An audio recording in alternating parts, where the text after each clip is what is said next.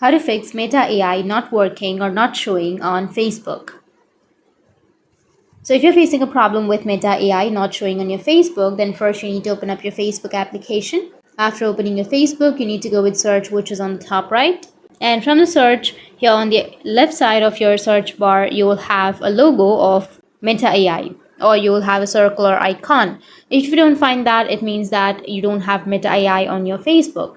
So if you don't have your Meta AI, then what you need to do is you just need simply check your internet connection. After that, open up your Play Store, go with search, and under search, you need to search for Facebook. After searching, if you have any updates under your Facebook, you need to go and update your Facebook application.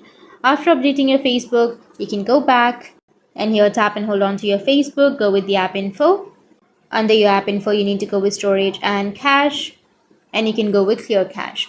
After clearing your cache, you can restart your device, and after restarting, your problem will be fixed. So that's it, and if you have any questions, feel free to comment below. Thanks for watching.